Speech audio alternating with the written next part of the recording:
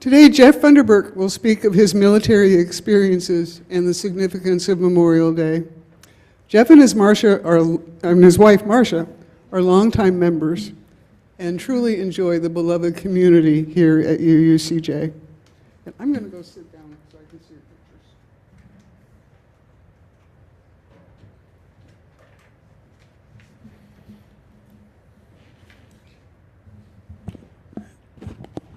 Thank you, Penny, for the introduction. Thank you, Tim, for what you, there you are, for what you said. There's a better way to settle problems, isn't it? Okay. And Penny, great opening words. We all have to remember that. The numbers are staggering. In my talk today, I will talk about people we've lost, people who've died. And I'm warning you that because most of us have friends who we've lost, and some of them we lost in the military or in combat. So on this Memorial Day weekend, I'd like to start off with a discussion of the 3 celebrations we have for the military and veterans. There's a whole bunch more, but these are the big 3 national celebrations. Armed Forces Day, didn't know there was one, did you? That's celebrated on the 3rd Saturday in May, so just last weekend. And it was established in 1947. It recognizes all of the service members who are in uniform, active duty, reserves, National Guard, and anybody else who wears the uniform in the military. They have their, and others, the services also have their respective holidays, but this holiday is recognition of all the services. I grew up on military bases, and we the Boy Scout troop would sell snacks and drinks during the Armed Forces Day celebration to raise money for our troop, lugging heavy cases of soft drinks and snacks around in the May sun in the South. Teaches us something, I guess.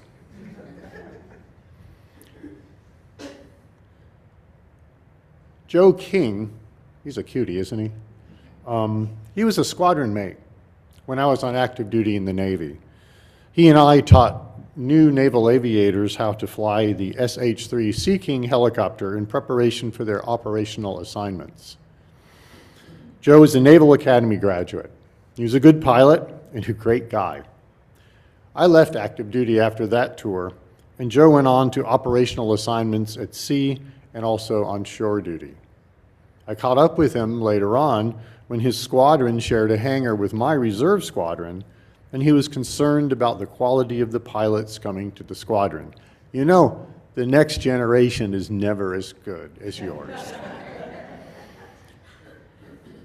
In March of 1997, Joe and his crew were killed during a routine training mission at night in the Virginia Capes. I knew one of his crewmen, Chief Andy Baker. There is no such thing, as Susan said, as a routine training mission in the military. By its nature, military training is dangerous. If it's military maneuvers, if it's infantry maneuvers, operating a ship at sea, pulling the plug on a submarine and diving beneath the surface, or yes, flying. We may do it regularly, but it's not routine. Our next military holiday that we recognize is Veterans Day, the one I'm going to comment on. It was established in 1919 as Armistice Day at the end of the war to end all wars. Remember that? And it was redesignated as Veterans Day about 40 years later. It honors all U.S. military veterans.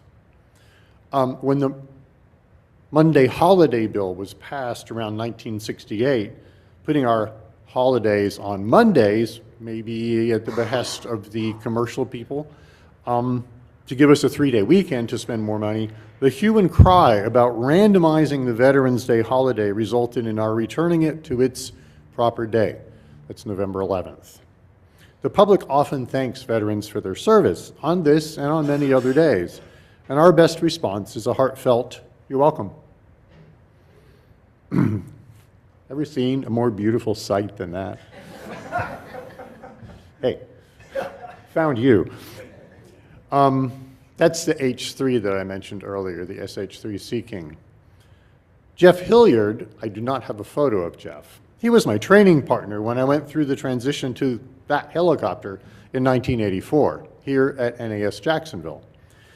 Jeff and Jeff, someone had a sense of humor, so they put Jeff and Jeff together as training partners as we went through simulators and other training. I think we had the last laugh, though, because we were pretty much clowns and we referred to each other as frickin' Frack. I don't know who was who. Jeff was about 6 feet 5 inches tall. He was too tall for the flight suits we had in those days, so they had to sew extra legs on the bottom to cover his feet. His arms, 6'5", right, poked out these two short sleeves like he always had them rolled up. He flew 2 tours in the H-3 and then trained in the H-60 for his next sea tour. The H-60 is the gray helicopter, much more modern, but not as beautiful as the H-3. Jeff was flying in November 1996 and lost his life when along with his co-pilot and Stephen Voigt. He was a former air crewman in the Navy who had become a Navy SEAL. They were operating in the Persian Gulf near their aircraft carrier when they crashed. Now, let's look at the holiday at hand, Memorial Day. Memorial Day started with a tradition in the United States of decorating the graves of servicemen, both Confederate and Union, who died in the Civil War. There's another curious term, Civil War. When is a war civil? Although the tradition of decorating graves predates the United States itself, with records from Roman and Greek times describing the practice of placing flowers on graves, the National Cemetery Administration of the Veterans Administration, there's one you probably didn't know about, states that General John Logan of the Grand Army of the Potomac, the Republic, which was a fraternal organization for military veterans from the Civil War, so it wasn't a military group, it was a club. He issued a proclamation in 1868 that Memorial Day, the day we're celebrating tomorrow, was to be observed on May 30th annually. I don't know what authority he had to issue the proclamation, but it certainly caught on. Well, that date was selected, among other reasons, because flowers were abundant in May, even in the northern states. And he asked that all citizens observe Memorial Day in accordance with their individual religious faith and offer a prayer for permanent peace. Maybe he was an early Unitarian. But before the Grand Army got around to proclaiming Memorial Day, people were decorating graves of veterans. In May of 1865, right after the end of the Civil War, newly freed black slaves and members of the U.S. colored troops got together with other community members in Charleston, South Carolina, to bury the Union troops who'd perished at a prisoner of war camp outside of Charleston. They decorated the graves of those who'd fought to allow them to gain their freedom. They had a parade and a memorial dedicating that cemetery. Later, the bodies were disinterred and moved to another national cemetery. Originally, Memorial Day was a day to honor and remember those who died in battle. It's been expanded to recognize those who have died in service to their country while in uniform. Memorial Day became an official holiday in 1868, making the observation, the last Monday in May. So we get another 3-day weekend. The designation rankled some people. They were upset, but it remains. The fourth Monday in May is our Memorial Day. Another unique tradition is that in the morning, the U.S. flag, the ensign, is raised to half-mast, and at noon, it's raised to full. Stick around some of the bases here, and you may see that happening. That's and it goes to full staff in recognition of those who are currently serving. And at 3 p.m. tomorrow, pause and reflect on those who served. Carl Wiegand was a squadron mate. He was one of my roommates in my first operational squadron. Operational squadrons are those that deploy, whose primary mission is to project power, to keep the sea lanes of communication open, to show the flag, and yeah, to be first forces used in combat. Carl and I slept in bunk beds in our stateroom. He was on the top and I was on the bottom, and many's the time we got up to answer the stateroom phone at some awful time with me getting a face full of Carl's foot. We used to stay there seeing if our other roommate would get up, but he never did. He was a little ahead of me in pilot qualifications, and he was a good, conscientious pilot. He'd spent a while after college graduation as a construction worker and was a down-to-earth, plain-spoken guy. On our deployment to the Mediterranean, our first port visit was in the south of France. Whoopee! For me, it was great fun. Great food, great drink, and the springtime flowers bursting forth everywhere. This was in May. After 60 days at sea, smelling sweaty flight suits and the recirculating air of the carrier, it was a welcome change. I came back from Liberty ashore to our stateroom, and I found Carl sitting there. "How'd Liberty go?" I said, all excited. He responded, "It sucked." "What?" "They didn't have Budweiser." You know, he had a pretty dry sense of humor too. He remained on active duty while I walked across the hangar to my reserve squadron. So, where do you go today to decorate a grave of a service member?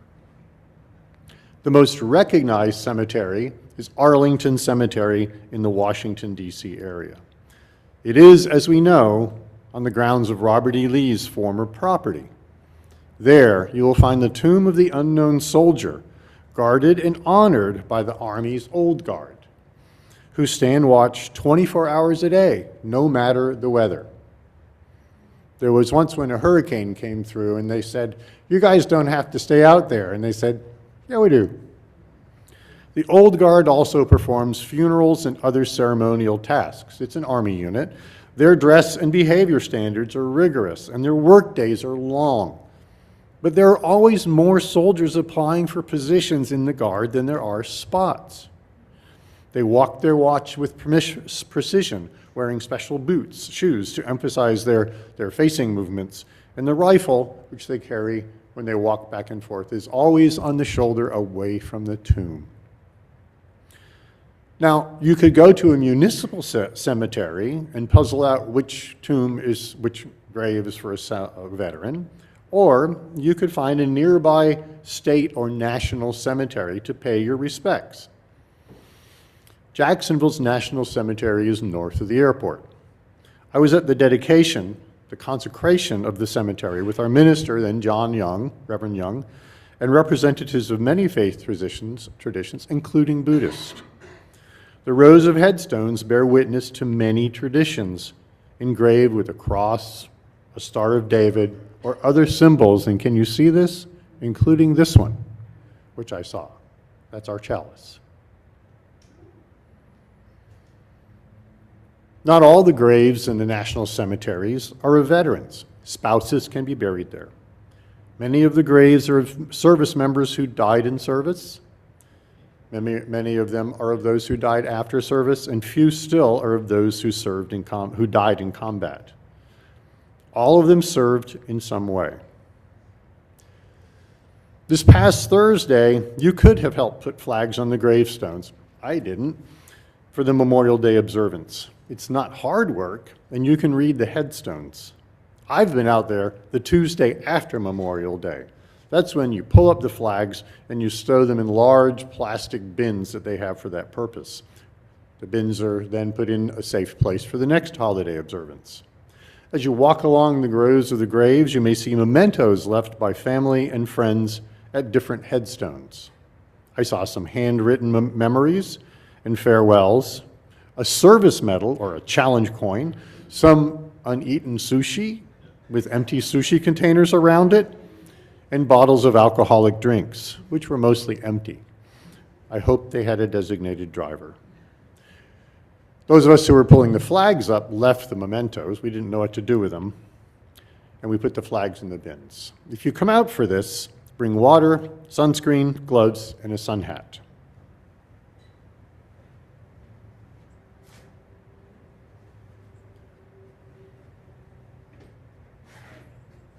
In October of 1991, Carl and his crew were flying off the aircraft carrier at night.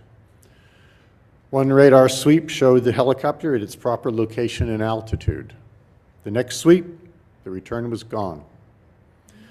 The Navy has terminology for the disposition of people who are killed or injured. Alpha, Bravo, A, B, C, D. Carl and his crew were lost. They died in the crash, and they were categorized as Lima, lost at sea, L. Their remains were never recovered. It was just a routine training mission.